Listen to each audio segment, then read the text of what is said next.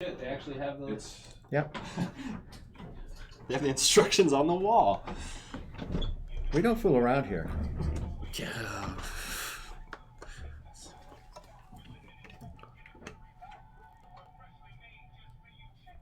I think that's a YouTube commercial. Advertisement. All right. So that we shouldn't be seeing that. We're not. I'm seeing you guys. Well, where is that coming from? YouTube. I don't have a clue. Well, dude, I can hear you. push buttons. I'm pushing buttons. It's not coming from there. Well, in the meantime, introduce yourselves and say hi while I figure out where the noise is coming. All right. So, are you seeing our voices trigger that graph thing that shows the sound? Can you see that moving? I can see that moving. Moving with my sound voice? in the background is also triggering it. That's a record. That's a delay on that. All right. So let's start. Okay, so today is September 23rd, and it is 2:50 p.m. It is not June 19th. So today we're here with Mulkogi Sang. Stone Osborne. Okay, I guess, and we're going to talk about PTSD Yes, and sir. how it's affected you guys since the service or since your actual traumatic event. So who would like to start? Well, I'll start by saying that I'm rated 100% disabled, both mentally and physically, and PTSD and anxiety are the top things there, but they don't give me any money for my PTSD because they say it's a pre-existing condition. So the first thing I want to say is, how come Obama didn't take care of the vets when he was taking care of everybody else with pre-existing conditions? On the other hand, I'm glad he did take care of those people because they needed the help. So anyway, I've had PTSD since I'm 14 years old. I served in Korea. I had different experiences in Korea that have triggered this, and those are things that I do remember, although I remember when I was 14 the most, which is why I don't get any approval for service connection, which of course would help me out tremendously. So I've learned to do a lot of different things over the years, but the things that have helped me the most is going through the MBSR training, the mindfulness-based stress reduction training, and equine therapy. Working with horses for a weekend got me out of the abyss. So that's my little introduction. Man, I guess my PTSD is from my deployment to Baghdad. There's not really like one singular thing that I can point to that has caused it. I think, I got blown up twice. We got shot at and ambushed a few times. I remember we came up on a car bombing that had happened maybe 5 to 10 minutes earlier. So that was the first time I ever saw dead bodies that were like burnt to a crisp. They were all inside the vehicle. Lost a friend, during that deployment. I didn't see it happen, but we were close enough, to it. It was only a few streets over that we heard it, we felt it, we saw the plumes of smoke. But for me, it's like, it's just living there. Like it's being in an environment where, number one, you're kind of like a caged animal, almost like a prisoner, because you're living on these JCOPs, which are combat outposts that are in the middle of Baghdad. So we go in, we confiscate Iraqi houses, and we put up these big ass, T-wall barriers around them, and that's what we live in. Every day you roll out, of your compound, you're immediately in the city. There is no travel time. Like, you hear the people down the street. So just being in that environment for 14 months where literally every day you go out, you don't know if you're going to get shot, blown up, killed. You don't know if your friends are going to get shot at, blown up, killed. You're constantly in fight or flight mode for 14 months straight. That's the shit that messes with me, because I can't turn that back off. I don't know how. I can turn the knobs down now. I've gone through enough therapy. I've got off, the majority of the drugs recreationally that I was taking. I'm still an advocate for medical marijuana, but it was just being in that environment is what has stuck with me the most. And it's stupid shit like, you know, your head is the first thing that peeks around like the corner because you're clearing corners when you're going past, you know, like corridors or hallways, or when you enter rooms, you're always entering a room, you know, path of least resistance. You're taking this short angle to the wall instead of going the long angle. Still, you know, sitting having your back towards entrances or windows. All of that shit stays with you, and I don't know if it ever goes away. It changes. Yeah. You know, I'm a lot older than you, and so I can say that it changes, but no, it doesn't really ever go away. You either have it or you don't, and you may not know that you've got it until 50 years later, and then all of a sudden something out of the blue triggers you, Yeah. and then you're right back in that mode. Now, just as an experience of what I still sometimes go through. Saturday night, we had a concert here in town with the band War. They play the music that I love. They were the War? soundtrack. Yeah, it was War playing. In Sierra Vista? Yeah, Saturday night. Damn. So it was like, yeah, I'm ready to go do this. And, you know, I get there and there's a carnival going on and the place is packed. And I'm walking down the way and I'm checking out everybody and who's in the close and who's far away. And it's like, not that I had combat experience, but I sure got that training and sure had the motivation to make sure I remembered it different periods of time when I was in Korea. And so there I was in an active PTSD episode, trying to make my way through all of the people, trying to get around to some empty space where I could breathe and sit down and relax a bit, and then I could go back and make another turn through. And I made 3 or 4 turns through, but I didn't stay for the whole concert. I couldn't, so I went home. I walked there and I walked back. It was good exercise, and I loved the music. I could hear it from my front porch. Okay, so you each come from different eras in the military. How did the military prepare each of you for discharge? Well, we just processed out. We had paperwork to fill out.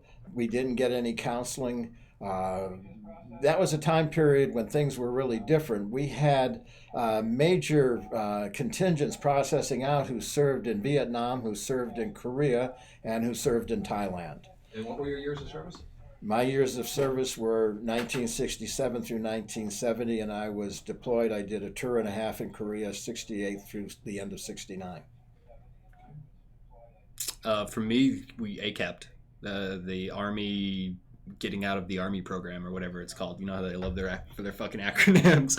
But yeah, you go through ACAP, and all it is like base level financial advice, how to do resume, how to conduct an interview,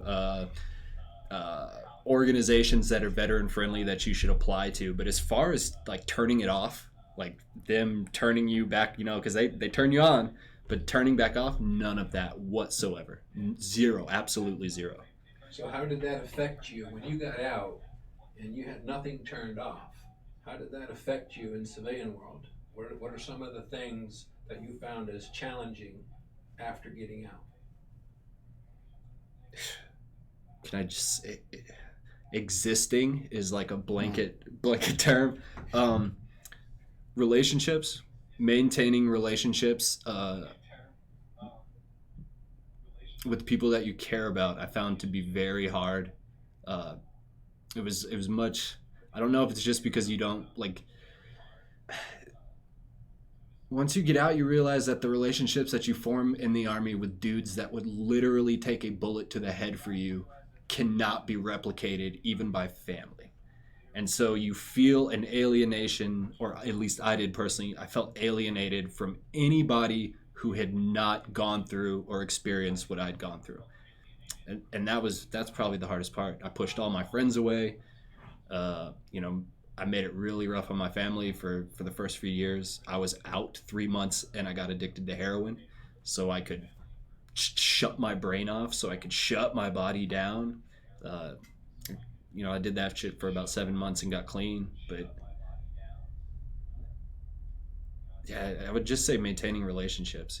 That's the hardest thing. Being accountable, being emotionally available, um, being emotionally vulnerable, allowing yourself to do all the things that the military tells you you're a pussy if you do. None of that stuff is good for the real world. Like none of that mindset that they put into you about drink water, drive on, it doesn't matter how bad it is, you just got to push through it. It's like, no, you got to stop and take care of yourself at some point. Otherwise, you're going to end up like I am. 6 years after I got out of the military, I was such a angry, miserable drunk that I lost my job. I had to move back home with my parents. I did 2 inpatient stints in One West. I did the full-on SAR RTP program through the VA. All of that was accumulation of me not being turned off and then using that stupid military mindset of drink water, drive on, don't take care of it, keep going, and it catches up to you. Like there's no way to escape it. You can run your entire life from PTSD and the things that caused it, and you will never escape it until you confront it face to face, just like you would an enemy. You have to take it head on, and that's hard. It's really hard. When did you know you had a problem, and what did you do to seek treatment? How did you get into it? I would say it started in the Army. When I got back from deployment, we went on block leave, and I started taking Percocets pretty regularly during that time period. And it's a 30-day period. And I got back to Fort Campbell and was like, oh shit, I'm addicted to pain pills. So I went to my chain of command. I told them immediately. They put me in the ASAP program, which is Army Substance Abuse and Prevention, and then got me in with a psychologist and a psychiatrist, because PTSD is not a term that exists in the military. You have combat stress or combat shock or some other validating term that they throw at you, and they put me on some medications. And then once I got out, I went to the VA initially because they tell you, you're supposed to. That's what you do. Go to the VA, get your PTSD rating. If you've deployed, if you were in a combat zone, you can get PTSD, that type of thing. But it was never presented as something that's real, something tangible. It was always presented as a means to getting money out of the government. And that's what I looked at it as for a long time, until it became tangible and it started fucking with my life. Kogi, how about non-combat PTSD? How did that affect you? And you had a family with children. How did it affect them? Well, like I said, my PTSD started when I was 14 years old. I went through a difficult situation where the man I looked at as a grandfather, surrogate grandfather, murdered my grandmother and then committed suicide. But I was told he was on his way to kill me. And so that started me off on guard duty for hours and hours and hours until my family finally got home. What it immediately did for me is I stopped sleeping and my grades plummeted. And so I went through the rest of high school, shouldn't even really have graduated because I wasn't able to pass the courses I wasn't interested in. Had no interest in that. I had other things I wanted to think about doing. And then I get drafted, I go to Korea, and I'm on an ammunition barge when a North Korean gunboat opens fire. Shells landed around us, not on us, but we ran as fast as we could and got out of there. That was not a safe place to be. I was in the hospital another time when the victims of a North Korean rocket attack were brought into the hospital. And we had one more of those. That's all I ever had to go through in Korea.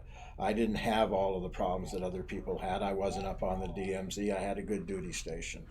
But those things are true for me nonetheless. And so I went to college on the GI Bill. I got a job evaluating a federal school project. And then I found I had a master's degree and I wasn't able to get hired because of the way the job market was at that time in the recession of 1975.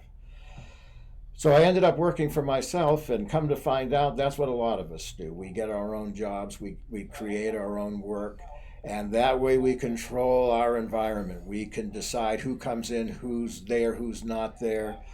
We can control all of that, and that's what I did, and I became fairly good at that. I really enjoyed the areas that I decided to work in, which was natural medicine and helping people in different kinds of ways. But I set my own hours. I didn't work for anybody else. I couldn't keep a job otherwise. I lost two partners when I was in Nogales during the last 9 years of my working life running a free natural medicine clinic. I couldn't keep close with people, and then my first partner died of breast cancer. And I fell apart. And I wouldn't have made it through that without my second partner, Rosa, coming in to my life and taking over my life and running my business for me and letting me stay away for hours or days at a time when I needed to recoup myself and to be able to get my head back together so that I could function again. It took months, over a year, to really get back to doing things normally again, and then she died. Mm. And I went on an 8-year downward spiral, living on the streets of Tucson, living in vehicles, trying to stay alive, trying not to kill myself. And then, like my buddy over here, I ended up in One West. And I'm so grateful that I turned myself in and that the people that I was talking to had enough sense to get me to admit myself. It took a while for me to get back under control again, but when I did, I was able to be released and start to function again, except for the fact that all of those other problems I had were still there. So no way out, back on the street, and then I was told about a pension I could get for being chronically homeless and having the different problems that I have. And that saved my life, no doubt about it. Was able to find a place to live and get stable there. The last 2 years I lived in Tucson before I moved here to Sierra Vista were the best years I've had in a long, long time, because I developed a lifestyle that worked for me. I went out and I ran every morning. I ate more carefully. I started losing weight. All of those things helped me to keep my mental space together so that I wouldn't act out in bad ways. And the bad ways I act out is I get very loud, vulgar, obscene in crowded situations when I get frustrated with something. And I threaten people, and man, they just don't want to have anything to do with me, and I don't blame them. I don't want to have anything to do with myself when I'm like that. But the last few years, I've made improvement. I was able to have the nerve to move to Sierra Vista, to start working here at the Warrior Healing Center and sharing the knowledge and skills that I have developed over the last 50 years. And I'm a happy camper right now because I'm able to do the things that I want to do, including an interview like this that I know will go out there and perhaps, really make a difference for somebody. Cool. So, what has the Warrior Healing Center done for you? How's it helped you, each of you? Well, it's helped me by letting me do things again. I wasn't doing anything for 8 years, just trying to hardscrabble the streets of Tucson. So I came down here to teach Flutes for Vets 2 days a month. And it took 1 month for me to decide I wanted to move down here. So I moved down here, and now I'm in the process of not only teaching Flutes for Vets, but building a natural medicine pharmacy where we can make our own medicines to treat things like Agent Orange and cancers and allergies and whatever else is wrong with people.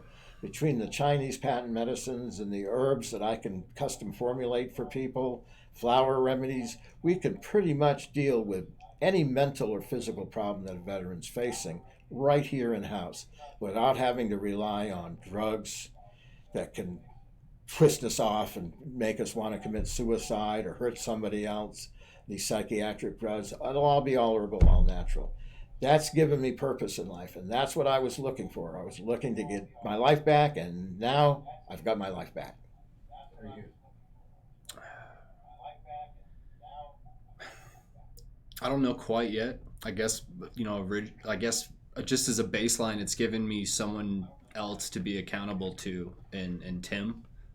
Like, my best relationship from the military was with my battalion commander, who was a light colonel, but like, he came out and saw me 2 years ago. I hadn't seen him in 12 years, and for like a battalion commander to fly out and see a dude who was a PFC when he was his bodyguard says something. It says something about the type of person he is, the type of person I am. And I saw that in Tim as I was like, all right, here's a dude who is highly intelligent, who has the pedigree of shit that he has done and seen in the military is there's probably not that many dudes who have a list like his. And I hold that in a very high regard. And he holds me in a very high regard. And that was the first time since I've left the military where I've had another veteran put me up on a pedestal. And they say, oh, well, veterans aren't special. And sometimes we need to feel special. Sometimes feeling special is okay. Feeling special is good. Feeling unique is okay. And I'd say that's what he's given to me is he's like, all of the negative thoughts I have about myself, you're not as smart as you think you are. You're weak. You're undereducated. You're poor. You name it. The shit that your brain tells you. Tim is like the antithesis to that. He tells me like everything that my brain tells me is bad. Tim's like, no, you're good at this. Like you are an intelligent dude. You are well spoken. You are thoughtful. You were good in the military. Your service actually counted for something. I'd say that means a lot. So accountability, like having someone else that you're accountable to, I think is one of the most important things for especially combat veterans to have, because that's what you have in the Army that keeps you on your straight and narrow. You can have bad leadership, but if you have someone that you're actually accountable to, that you care about being there for them, being available, I think that means a lot, and it gives you some sense of purpose. And purpose is really hard to find, for guys who have served, especially again, and I only have the combat arms experience, but you deploy and you're operating at, if you're on your shit, you're operating at like a LeBron James level of the Army. Like you are a professional soldier. You are in the top tier. You're not in a militia. You're not some little group that has Punisher shirts and gets together on the weekend to go shoot guns and talk about how they hate Mexicans. You are in the fucking big leagues, the top tier, and they're sending you out to do combat. And you know all of your TTPs, you know your SOPs, you know how to react to shit, you know how to call for fire. You have a role, you have a job, and if you do it well, normally you don't die. And how do you find that on the outside? No one ever goes to an NBA player who's retired and says, oh, you don't have a job, why aren't you working at a car dealership? Why aren't you working at Fry's Food and Drug? But they'll take a dude who's deployed as an infantryman, who was at the top of his game, who may have gone to marksmanship school, who may have gone to JFO, may have got a Ranger tab. And they come out into the real world and it's like, how do you mirror that? How do you find something that you are ever going to give a fuck about as much as you did the military? And this place is starting to become that for me, a place that I care about almost more than I care about myself. And I think that's important to have, again, to have something that you care about, something you care about more than yourself, something bigger than you that you feel like you need to help enrich or get better. So I'd say that's what it's done. So both of you are combat vets. No, I'm not a combat vet. Or you were during combat, you just never seen combat. You were in Korea like pretty close after the Korean War. I'd say that's scary as shit. Well, I was there after Pueblo at the beginning of Tet, so all my Vietnam brothers and sisters know what I'm talking about when I say Tet. So I was there after that. The rationale at the time, they added 30,000 troops to Korea from 20-somewhat thousand to over 50,000 because they were afraid of a two-front war. War in Vietnam and another invasion of the South Korea from the north and from China. Something that would have been difficult for us to combat at that time. And so they figured a lot of boots on the ground would put a stop to that, and maybe it did, or maybe they were never planning that, but they never invaded again. Yeah. So while I saw a few things while I was there, I wasn't up on the DMZ. I wasn't in an active combat role. Got trained up for that kind of stuff, but fortunately didn't have to use it. Okay. So what would you each say to non-combat veterans, some who've never left stateside and those who, during non-war time, that have experienced PTSD? what would you say to them? Welcome home. Okay. Join the club. No. And we know the VA has two bubbles. Yeah. They have combat veterans, and then they have the non-combat veterans. Okay, and I did a couple videos a while back that describe how the services are readily available for all combat veterans, Yeah. but they are not available for non-combat veterans. A great example is a service animal with a doctor's note and a need for a service animal for a non-combat veteran with PTSD. Even the organizations out here do not service the non-combat veterans. They are all set up and geared to the combat veterans. So what would you say about the double bubble for the military when the civilian world, PTSD is across the board one entity? Yeah. How do you think we should combat that or address it? Well, I think I would joke first that they should have went infantry. But no, I would say that PTSD is like this thing that the media has spun as something that only combat veterans get. But I'm highly aware of, you can get disability ratings for MST, military sexual trauma. And I think they need to broaden the scope of what PTSD means, because one of my most miserable experiences in the time in the Army wasn't even when I was deployed.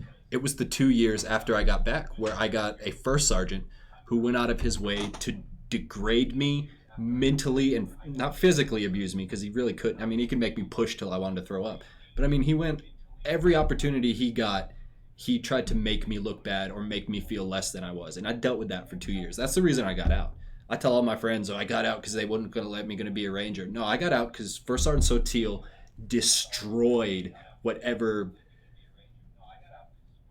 confidence I had in myself and shit. That should count. Like, being mentally abused for 2 years straight by someone who holds power over you that you can't do anything about. You can't go and complain to your sergeant major. You can't go to equal opportunity, or you can't go to that officer about your first sergeant, because what are they gonna? Oh no, I don't say that shit to him. I don't say. And this is a dude who leaned into my ear when I got pinned my 5 and said, "I can't wait to take this back off of your chest." I know that there are thousands of people who served in the military who dealt with motherfuckers just like that, and that shit messes with them to this day. And I think it's disgusting that the VA will not put the same level of care into these people that they do combat veterans, because the VA is not there for combat veterans. It's there for veterans, all of them. It doesn't matter if you went to combat or not. You should be taken care of by this organization. And I think if they aren't taking care of you on that end because you're not a combat vet, go to war. Go to war with them as often as you can. Make them feel like shit. I mean, I know there are some humans working in that organization that may work with you. Maybe we'll hook you up with other organizations not affiliated with the VA who can help you out. But I don't have any hard stuff, because that is unfortunately that's not my lane. Sure. Yeah. So one of the things you mentioned, aside from non-combat, you mentioned military sexual trauma. Yeah. Which happens during combat and during peacetime. Yeah. If you watched 2 videos back of mine, you'll find out that my peacetime PTSD is military sexual trauma. During an investigation of a Cuban spy that you happened to be my roommate and a Marine. So that's how my PTSD came about. One of the biggest pieces that I argue is that because it's peacetime, women Marines have no voice in the peace during non-combat segments of their service. Yeah.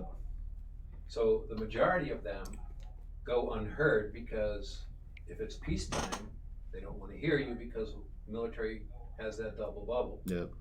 Combat veterans are put here, and non-combat are put on a lower pedestal. When I went to Build 95 up in Tucson for the RTT program, it was prevalent there as well. Mm-hmm. In the groups, because they're combined, the PTSD and the drug and alcohol. Yep. In the groups, they still segregated combat veterans, the veterans themselves, because it was so ingrained in them from the military that if you're not a combat veteran, basically you're nothing. Mm-hmm.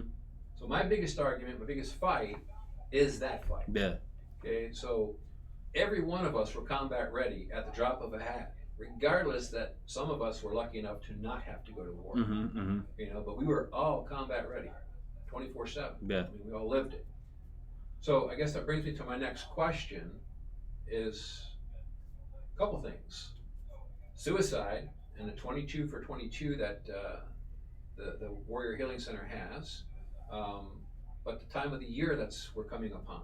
We got the holiday seasons coming up, which drives more people's depression, which drives up the suicide rate.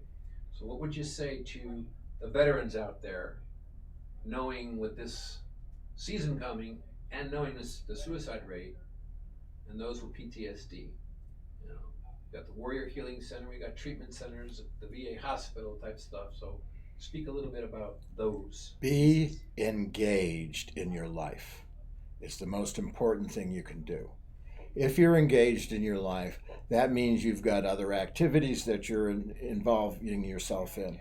Going back to the point you were making before about the differences between combat veterans and non-combat veterans, the number one medical need for all veterans right now is dentistry. Only combat veterans are allowed to get free dentistry. We all need it.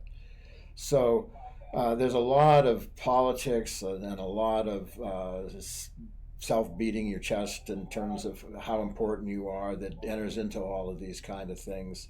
But the number one problem right now is with the VA is they're not veteran-centric. They're interested in their protocols, their rules, their regulations. They're not really interested in listening to veterans and hear what we've got to say about what we need and how that should transpire. Now, I've got a fairly strong medical background in alternative medicine, so they can't pull the wool over my eyes. I know what the differences are. So we worked out a deal where they're going to tell me what's wrong with me and I'm going to fix myself. But if you're a veteran of any period of service and of any deployment or non-deployment, whether you went to Germany or you went to Korea or you went to the Philippines or you stayed in Texas or New York or wherever, you put in the time, you served, and if you've got PTSD, you've got PTSD and it needs to be addressed.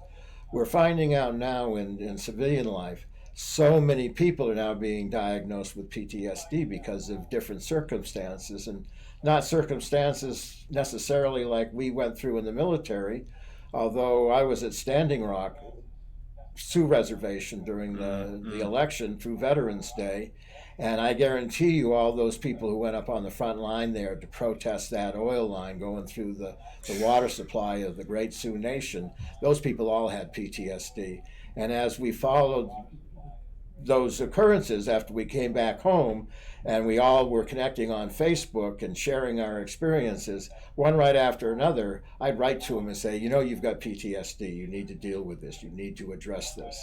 And so many of them responded back that they really appreciated that because they thought maybe, but they weren't military, so perhaps not for them. Believe me, those people were full blown. It was a combat scene. People were getting hosed by fire hoses and below freezing temperatures. Yeah, they didn't use bullets. They used other things. Didn't they use we rubber dealt bullets? with the injuries. Sometimes, yeah, they used rubber bullets there. The North Dakota police couldn't wait to kill Indians again. And then there were all these hippies who came by to support. And so they didn't like them either. You know, I'm telling you, I don't know about those people in North Dakota and South Dakota, but a lot of them are flat out racist, and they've been waiting, chomping at the bit for an opportunity to go kill themselves some Indians. It was disgusting. And that's how they are. So if you're a veteran someplace, engage with your life, get help, see somebody, talk to your best friends, let them know what you're going through. Check in with the VA, see what you can get a hold of. They've got some programs that'll help, but at the Warrior Healing Center, we've got even more available for you. I would say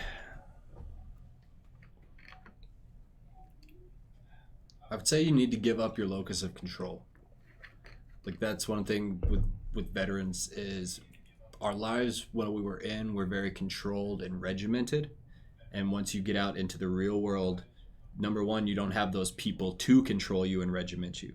You're kind of left to your own. But the real world's not controlled or regimented at all. It's chaos constantly. We can try to, we have rules and traffic laws, but it's amazing that we're all just not killing each other all the time.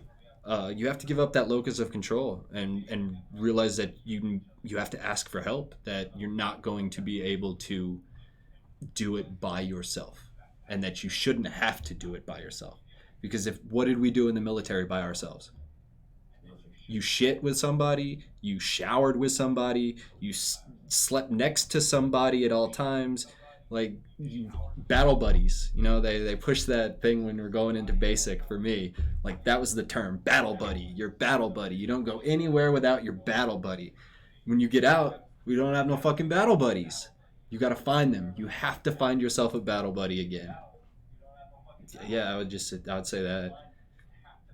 And when you go on pages dealing with veterans on the internet, you're going to see that every so often. Roll call.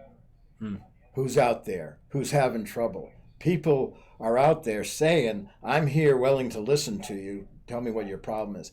That's not coming from the VA. That's coming from us. Yeah. That's veterans taking care of veterans. And you have to let them help. Like, that's the thing. You can't, like, if someone says, hey, man, I will listen to you, talk to that person. Talk to them. Tell them your story. Sometimes just getting what you're feeling out into the air is some of the greatest therapy that you can have, right? Because a lot, especially when you withdraw and you get suicidal, the only conversations you're having are in your head. And at that point, your head's already your enemy. So all the conversations you're having with it are not going to be conducive to anything positive, because it's already in the mindset that you're beaten down, you're broken. The only control that we have is to blow our brains out. That's how we show that we're in control. Because we can't control the sadness, we can't control the depression, we can't control the pills. Guess what we can control? Whether or not we live or not. And I think a lot of the suicide is a control issue. It's, I've lost control, I don't know how to get it back. This is control. And if I take control, I win. I have beaten my mental illness by killing myself. And that was my thought pattern. I've been there a couple times. That is always my thought pattern is, it's like, no, motherfucker, I'm in control of this, and I'm going to show you exactly how in control I am. And in the process, I'm going to let everybody else know how bad I have been feeling. Because that's another hard one, is conveying exactly what you're feeling to people who haven't maybe not experienced it. They don't understand the pain you're in. They're, why don't you get better? Why don't you do this? If you did yoga, you'd be happy. Oh, change your diet to, hamburger meat and white rice and you'll be happy. Everybody's willing to give you all these things to be happy, and you try them and they don't work, and they fail and they don't work and they fail. And then you're just like, I don't want to deal with it anymore. So giving up the locus of control, finding yourself a battle buddy, and talking about it, I think, are the three most important things. And then not withdrawing. Can't do it by yourself. Yeah, isolation is where we really take that first big step towards the end. Yeah. And I don't know of any coward who's killed himself. That's the reason I haven't, because I'm too cowardly. It takes a tremendous amount of courage to pull that trigger or slice your wrist. Yeah. It takes courage to do that. It's courage that's born out of so much pain that we just can't deal anymore, and this is the way out. I was lucky. I had a friend who had terminal cancer for a long time before she passed away, and she was the one person I could go and talk to. So when I was acting crazy and saying crazy shit, like, I want to wipe out this group and wipe out that group, and mostly I just want to kill myself, it's like, yeah, let's do it right now, because I got nothing to live for either. And man, did she talk me down so many times that way by just accepting what I was saying and not trying to change or fix or anything else. So man, if you're a veteran and you got PTSD, you got to talk to somebody. And for everybody else out there, please, please, please listen. Listen to what needs to be said. And come to the Warrior Healing Center. Come to the Warrior Healing Center. We have so many different groups, so many different capabilities that just people you can talk to who are combat vets themselves or people who've gone through problems themselves. We've got it all right here. 50 different groups in this one building, able to take care of all of your different needs. And if we can't take care of it, we're going to sure try as hell as much as we can to find people who will help you. And the address is? And the address is 1838 Paseo San Luis, Sierra Vista, Arizona. 85635. I knew that part. There you go. All right. So, and this we'll close. Alrighty. We'll look at next week, and we'll bring up the same topic. And I guess we'll address the impact this has on others. Yeah, that's a good thing. We got to talk about our family members who have to put up with our shit. There you go. Poor family. So at that, we'll close for today. Appreciate both of you coming in and doing this. Hi, Mom! Oh, that's right, you're dead. That's some dark humor.